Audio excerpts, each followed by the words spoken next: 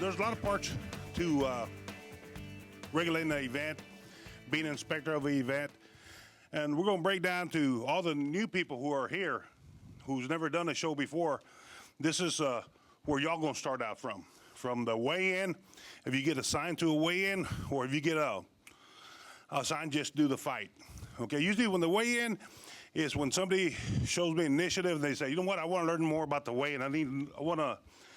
I've done the dressing room, 30 times already. I want to see how weigh-in works. So you would sit in with me on the weigh-in and basically see from we show up at the weigh-in location till the end of the last fighter stepping on that scale. Okay. Now, when we show up to a fight, to an event, whether it's MMA, Muay Thai, a combo event, or kickboxing event, we have these forms. The first form is when I show up. If y'all notice, this is for an amateur MMA event. The other one is a professional event. Usually the amateur events have 3 digits. And that's one thing you have to put on when you fill out your travel, make sure you get them the 3 digits or the 5 digits event numbers. Okay, we're gonna look at the amateur one. The event number is 262, and here's a 5-fight card. It could have been more, but we're just showing you one sheet.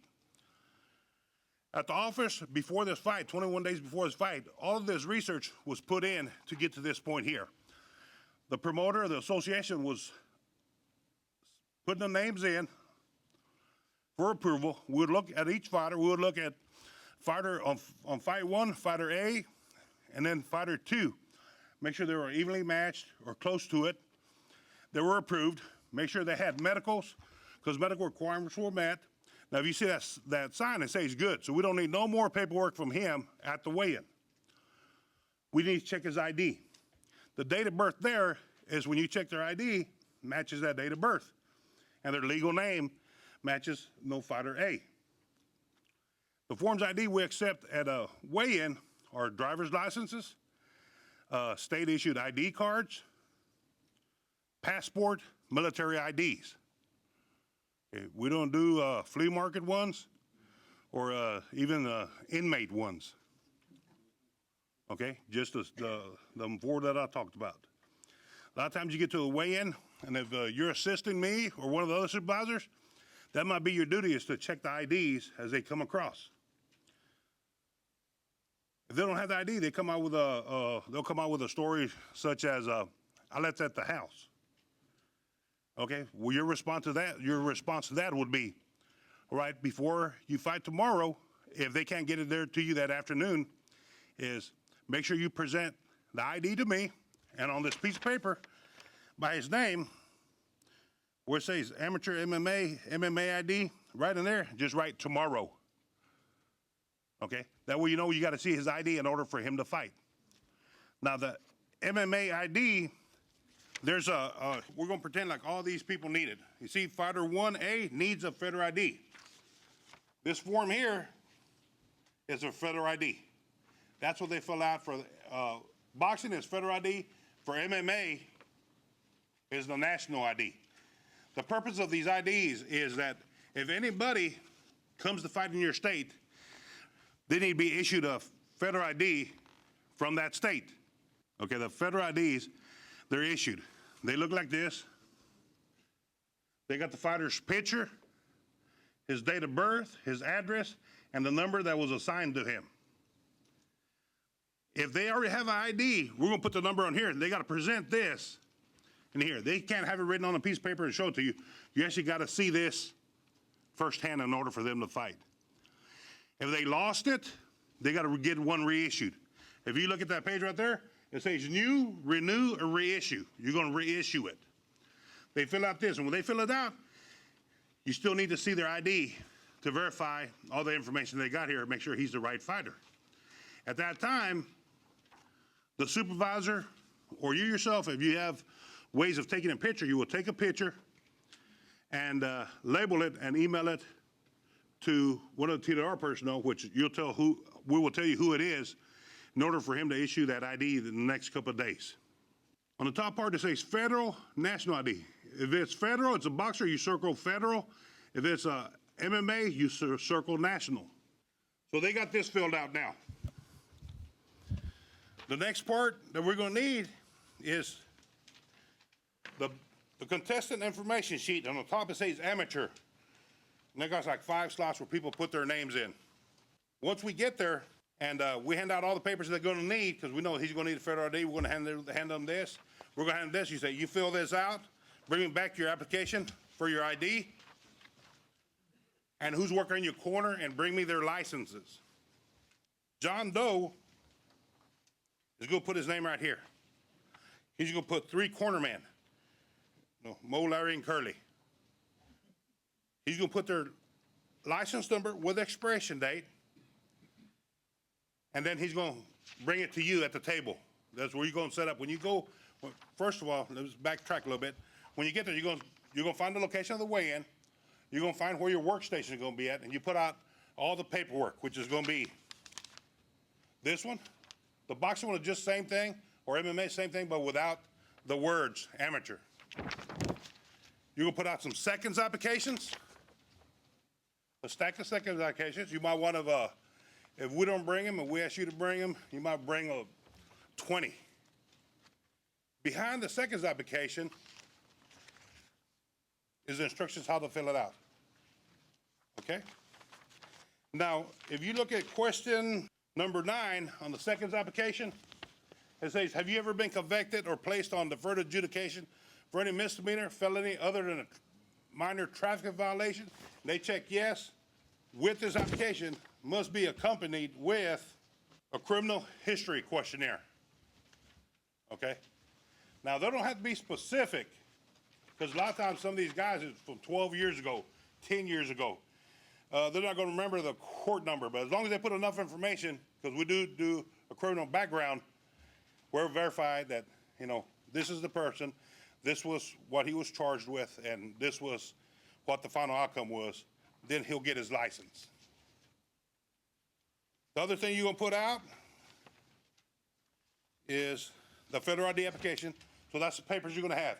You're gonna have the contestants information sheet, your seconds license, your federal IDs, and then a small stack of conviction questionnaires, okay? So let's get back to the weigh-in. So that fighter has already given the sheet. He's already put down who's working his corner. John Doe, Mo, Larry, Curly. He comes up to you. He gives it to you. Make sure it's the fighter who gives it to you. Let me see your federal ID. I don't have one, but my application's on there. Oh, okay. Let me see your ID. You compare their driver's license with that form. Okay. There's a lot of times, wrong address. You still live at this address? No, it's this one. Okay. Make sure you change your ID. We can't make him change your ID, but we suggest it. Make sure on the sheet at the very bottom, it says, I certified under penalty of perjury that I have not suffered any injury, illness in the last 60 days, including being knocked out, unconscious, or injured in the gym. That is very important that they check that area off. Because a lot of people just want to fight. They could come in there with a fight with a concussion, and just getting hit in the head again can be, bad outcomes. Next one is, I acknowledge that the above seconds are the only authorized licensees allowed in my dressing corner. So you gotta have to do each one individually. You gotta tell them this. Now you sign that bottom part. Now these are the only people gonna be in your corner? Yes, that's the only people gonna be in our corner, because we can't add no more tomorrow. This is all done at the weigh-in. At the fight, it's fight only. It's not paperwork. So then you look at the list and say, okay, Mo, let me see his license. He ought to hand you his state-issued license from TDLR. You verify the expiration date, okay, put a check mark by his name. You go to the next one. Larry, same thing, he was good. You get down to Curly, he's not licensed. Well, did you fill out an application? Yes, I filled out an application. Okay, here it is. You write application in here. Make sure all the parts of the application are filled out, because they'll turn them down. If they're not, they won't be able to get licensed.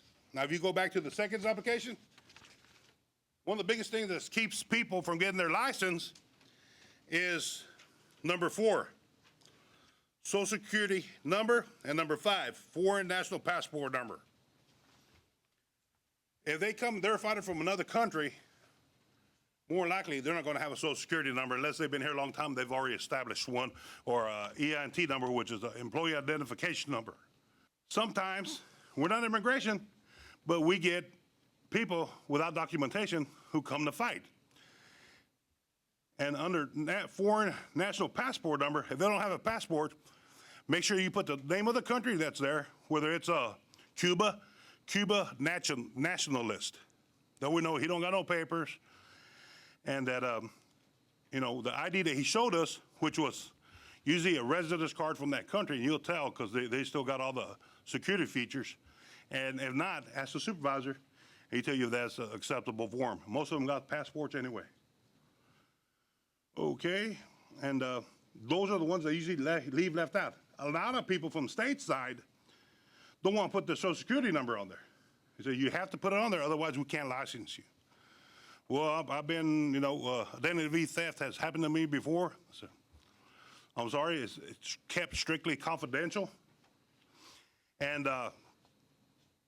we need it, otherwise you can't get licensed. Well, they give you a number, whether it's real or not.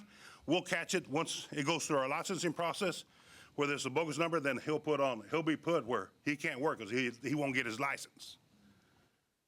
Okay? Now, say he fills out an application. Fighter comes in, and Curly is not going to be there tomorrow, but he had brought Curly's application with him. And he said, well, Curly won't be here till tomorrow. You got his application. Well, tomorrow comes, Curly don't shows up. And the fighter don't want to pay for his purse. Or Mo and Larry don't want to pay for his application. Give this back either to the fighter, or you take it yourself and give it to the supervisor, because then we'll destroy it. Just because there's a lot of private information on here. And that does happen a lot. So back to here, we're on here, he's working. Curly finally checked out. And then, well, guess what? Cousin Joe shows up. Hey, can you put me on there too? Well, I got a license, but I didn't bring it with me.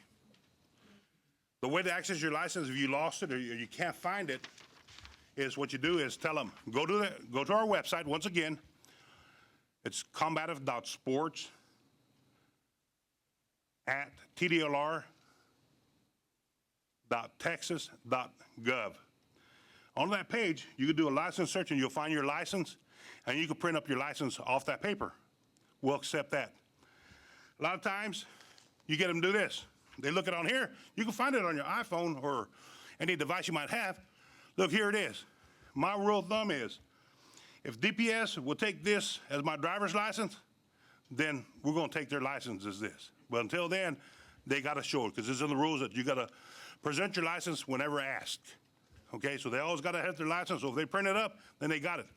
I get a lot of people said, well, I never got my license. I said, well, when did you apply? We're in June right now. They say, in January. I said, well, probably happened. You left something out. You left your Social Security number out. You didn't sign it. You checked off that line of the felony questionnaire, and you didn't fill out your felony questionnaire. There's a lot of reasons we get it. We can't check that when we're on the field. And if it's January, more than likely, he never took care of it, and licensing probably just, because licensing will send out a note to the person saying, this is what's left for you to get your license issued. And after a certain amount of time, I think they discard him, and then he's going to have to reapply. Sometimes people put in their address to send my license here, but yet that person don't live there. So if I'm going to have my license sent to this individual's house here, I'm going to set it there in care of my name. That way he'll get his license. Because a lot of times they don't get their license that way. A lot of these fighters jump in house to house and they won't get their license. You see, so we really got to make sure they update their information. And as a matter of fact, it is a rule that if you move or change, you got to notify TDLR about your change address, your change of address. Okay, so we're back on this. Sometimes you take a lot, but if you got it good, and once you train these fighters and these cornermen, it goes smooth. It's all the new ones who get lost. Okay, so they got this sheet. Everybody checks in right, they're good. You staple everything together, and whatever is owed Remember, there was one application note here, right? And a one Feder ID. They're $20 each. You would put $40. Just write it in here, 40. That way you keep a running tab in your head. We cannot accept cash on the field. What we do, we tell the individual, either you write us a check or money order, or we're gonna have the promoter deduct it from your check. More than likely, it's gonna be a deduction of the check. At that time, we keep a running total of each fighter. Just put their last name, unless there's two fighters with the same last name, then you put the first name. Minus $40. You're gonna put Doe, minus $40, license. Do that whole list, but by stepping them all together, that way you're gonna keep a track of the money. Don't be going so fast. Go at your pace. I go fast because I've done this so many years. Robert goes fast. I've done this so many years. A new person comes in, they think we got to do it fast. You ain't got no deadline by the time you got to do it. We make sure that everything's right, so you take your time when you do it. So you covered everything here. They're ready to go. You staple it. You put Doe's number, how much they're going to go to the next fighter. Boom, boom, you know, same kind of issues going around. A lot of good ones come in. Sometimes we get a fighter, everybody's licensed, they all come up. Nowadays, when we first started this, oh my goodness, it would last quite a while.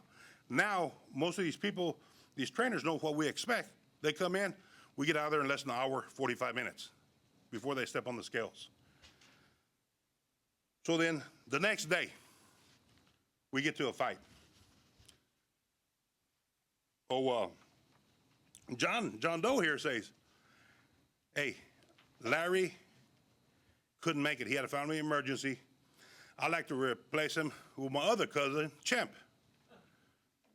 All right. The only way we can replace Larry with Champ is if Champ is already licensed. And we scratch Larry out, Champ gets in his place. Now we're going to hand out the bands when they show up at the weigh-in, at the fight the next day. You have a complete application. You go back to where you're doing it, you give it to your supervisor. I'm acting like you're running the show, you're helping us out, and I'm just looking at you. This is the way I'm doing the weigh-in. You go back to wherever you're at, your desk, your workstation. You make a list of every fighter and who's working his corner. We're going to have bands, TDLR bands, that say, Texas Department of Licensing and Regulation. We got different color stock of bands. The supervisor, or if you're doing the weigh-in and the supervisor wants you to do it, you're gonna make a list. On each band, you're gonna put that corner man's name down. Champ, Mo, Curly. Okay, well guess what? Champ, Mo, Curly, they brought John Doe, they brought Juan Doe, and they brought John Smith. Don't give them a band for each one, just remember that this is multiple. They're working multiple corners, just give them one band. You put on the band. Because if you get it to them, guess what? I'm going to give it to this guy and say, hey, I lost it. Can I have another one? Guess what? They got somebody in that wasn't supposed to be in there. By writing the name on it, anytime you want to check, you know what? I don't remember you. Let me see your license. Make sure it verifies your name. You see, you don't even need to see their seconds license, just the ID to verify their name because you wrote their name down. And that's how we keep the dress room in control also as far as who's in there. Because sometimes the fighter gets in there, they go up front to fight, and there's an illegal person not supposed to be in the back. Guess what? The guy's wallet is gone. Because more likely, you're going to be assigned to that fighter. You're not going to be in the dress room. You're going to go follow that fighter to the ring. So only assigned, approved persons can be in the dressing room with the bands. Sometimes on big fights, when that fight's over, I ask the inspector to go ahead, if they ain't got no more fights to work, is remove the band, and they'll need to be in the dressing room no more. Unless there's a medical condition and the doctor's still back there watching the fighter. That'll give you more control. And then the dressing room will start thinning out, and it's a lot easier to have control, you know, of your own surroundings. Okay. So that's basically what happens at the weigh-in. It's a lot of paperwork and a lot of thinking, make sure that everything's in the right place and not get distracted by somebody else. What happens also, when you're sitting at that table, you get 3 fighters at one time throwing their papers at you. One at a time. Make sure you get a line going, one at a time. And do not accept partial stuff. Partial items is, I come up, I give you my sheet, I'll give you one application because Champ is still filling out his application back there. Whoa, when you get them all done, bring them all to me at one time. because then you're gonna lose stuff and then they're gonna be together. That stapler is very important. That will keep each fighter individual until you get to a point where you gotta separate them, okay? When you do make out that list for the promoter of the deductions, out of the deductions came out to $300. You look at your sheet, this sheet here, what I do too, what I put on top of this paper, the cornerman's paper, if I put $40 here, also write it out to the side here, minus $40. That way when I make the sheet, I could just go down the line and write down the names and do the deductions. So I got $300 in license fees. Now I get these, now I go through them and I count the applications. 20, 40, 60, till I get 300. All of a sudden I got the 340, I said, uh-oh, I forgot to do deductions.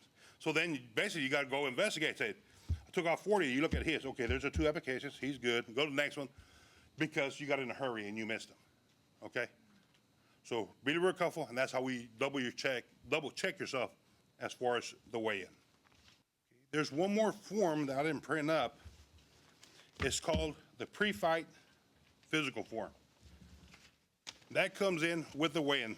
That form does not get put out. That form gets turned in to the doctor. The doctor comes in the day of the weigh-in. You set up a working station for him. You know, talk to the promoter, where are we gonna put our doctor? Make sure it's a quiet area, and the only people who are allowed to go back there is the fighter and his chief second. Usually I just prefer the fighter, because then it gets too crowded.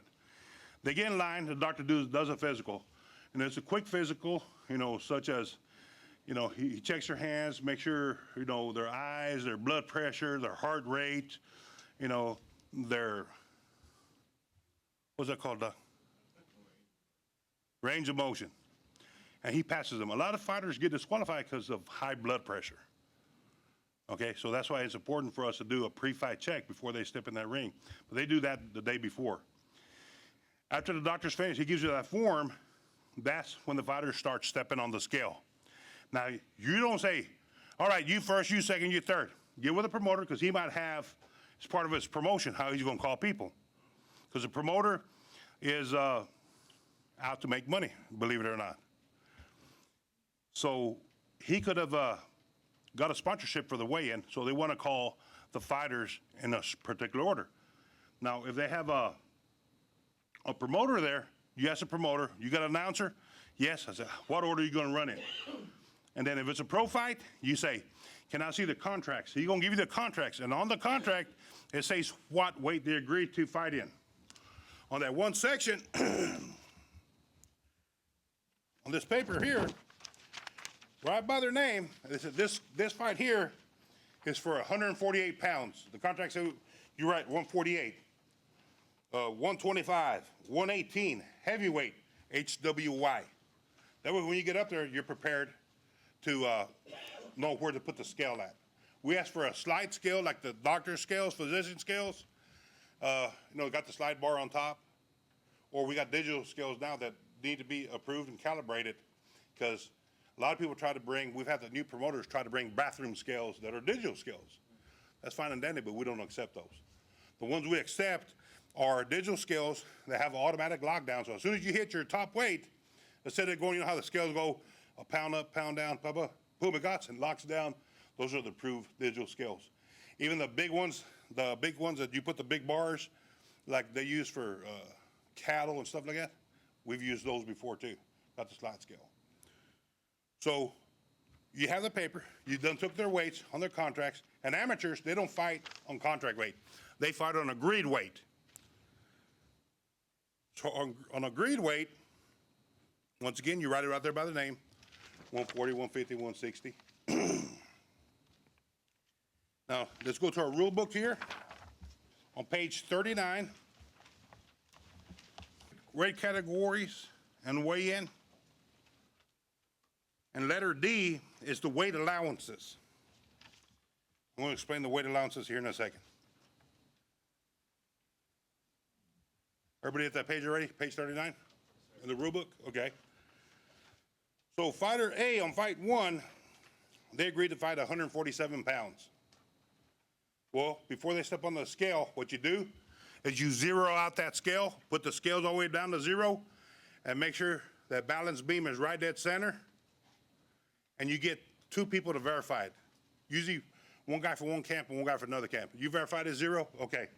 Then you set the scale at 147. Make sure you got you a pin. On slide scale, finger is horrible. You use a pin.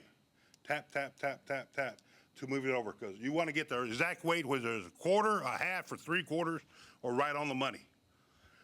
A lot of people like to step on it. They see the scale, they jump off. No, no, no. They don't get off the scale until you tell them to get off the scale. Okay? They jump on the scale, and if the top bar is like this, and the scale's like that, anywhere like that. And even if it gets to right here and it's not touching, that's official weight. Okay? But if it touches, you got to tap it back down to where it barely clears it. Okay? Now, if they got to lose weight, then you tell them, all right, over your contract was 147, you came in at 148. You ask the other corner, are you okay with that? He goes, no, we want to lose that weight. I said, all right, discuss amongst yourselves. Let's move on to the next fight to weigh him in. Now, they're going to discuss it. The guy said, man, I've been losing weight all week, and I can't cut another pound. Well, the other fighter might say it's okay, might ask for to buy that pound, and we don't set prices on pounds. That's between their negotiation price. Okay? Some people charge 100. I've seen as much as 100,000 here in Texas charged for 1 pound. But those are pretty high paydays they were getting. But then we've had the paydays where the fighter was just receiving $400, and they still wanted $100. Okay? Someone saying, I just want them to make the effort, lose a half a pound. So there's a lot of different negotiations. We don't get part of the negotiations. See, the fight was 147. One guy hit 146, another guy was 149. That's real close. You know that's going to be within weight variance. Here's how the weight variance works. You look at here, the first guy was 146. If you see number 5, between 136 and 148, he could give up to 8 pounds for that fight to still be legal. Well, he was 1 pound over, so that fight's legal. He could accept it, they could fight. Well, say he came in at 140 pounds, and the contract weight was 147. He made weight. He was underneath the contract weight, he made weight, even though he's at 140. The other guy was at 149. Well, the contract weight was 147. He missed about 2 pounds. The variance is 8 pounds. That means he got to lose 1 fight just to make it legal, 2 fights to make contract weight. Now, if he can't lose no weight, then that fight is scratched. It don't happen. Now, if you look at the next row right in number E, if a contestant's body weight at the time of weigh-in is 5% or more over his contracted weight, he shall be disqualified from the contest. So that's why you always get the weights off the contracts before they step on the scale, okay? So if he's 147 and he comes in at 160, he's way over 5%. That fight is disqualified. They don't even get a chance to try to make weight. A lot of times what happens on these weights is, on the weight variance, the guy comes in at, he made 147. Okay, the 147, he made weight, but the other guy was 9 pounds under him. He made the contract weight too, but in order to make that fight legal, it got to be an 8-pound difference. The big guy got to lose weight. He's gonna be mad. I made contract weight, you know. I said, yeah, you made it, but the guy was too light. Well, can he go eat and we weigh him? No. No, the scale's already set. You know, you could say, you know, the scale's been up here an hour already. You could have checked your weight. He decided not to. Guess what? The guy who made contract weight is having to lose a pound in order to fight. Now, if you don't want to lose that pound, yeah, the fight's going to get scratched, and a complaint will be opened by the promoter against the fighter who made that fight get lost because he had to pay the other fighter the money that he didn't fight for. Okay, he had to pay his expense. He could file a complaint asking for that back, or even it's up to the state too whether they hit him with a fine or not. Okay, so there's going to be a lot of situations. Always, what I do here, I cut out this page or make a copy of it, and I always keep a clipboard with me, and I put it on the back of the clipboard. That's what I said, pull out the book, boom, you just flip over, you know what the weight variance is. Because they'll come up to, hey, what's the weight variance of I weigh 132? What is it? 6 pounds. I weigh 180. 15 pounds, okay? So you always got to have that. It's easy to just have that little piece of paper, and it helps you on your thing. They jump on the scale, they weigh in, boom, boom. Most of the time, they like to, you want to help the promotional company. Sometimes it's a new one, they don't know what they're doing. The way I help them out is they weigh in, I ask them, hey, y'all guys, y'all come pose off here. Y'all face each other. You know, people take pictures. Okay, thank you. I wonder, wow, he was surprised. Try to help the promotion much, because if he keeps putting on shows, we keep working. Okay? The conclusion of the weigh-in, after everybody weighs in, you check with the promoter, everything's okay, everybody agreed to the weight, okay, that's fine. Now, if he has deductions, make sure that he lists them. That way, when the fighter's getting paid, the fighter say, hey, why am I short $100? Well, that was for that pound you went over. Okay? Now, I guess, any questions? Oh. So fighter A and fighter B are weighing in, right? Yes. And fighter A is over 5%, correct? The fight's Yes. canceled, right? But then fighter C and then fighter D, say D weighs in overweight. But fighter A and fighter D match, and fighter C and fighter B match. Can they switch that contest? Can you switch that contest to make that work at the promotion? Once I look at the records to make sure they're compatible opponents, yes, it can happen. Okay. Now, you as a contract inspector, you can't make that. The supervisor will have to make that choice. Okay, whether it's acceptable or not, because you could have one guy with a 7-0 record, and this other guy is 0-6. You know, the same weight, but no, remember, safety of the fighter is always, and that's why there's weight variances here, because they're dehydrated and issues like that. Okay, one more question, Greg. Some of us are, signing as contract inspectors, and also we're officials as well. I see the rule about if one of us refuses an assignment as an inspector because we have something going on, does that mean we lose our turn as well as an official? No, there's two separate things. Officials rotation is something different than inspectors. It's not really a rotation. It's what area you're in. Yes, sir. Okay. Well, question is, how do I get assigned? Like I said, just ask if you're interested. You'll be put on. Your name when you get the schedule. When I email your schedule, that's why it's very important. Everybody give me an email or a fax number. So when I do make the assignments and you're assigned to that event, you will get notification. And when you look it up, it's going to be a different color coded, whether you're going to do weigh-in, event, or just event only, or both weigh-in and event. Any other questions? All right, I must have done good. Thank you.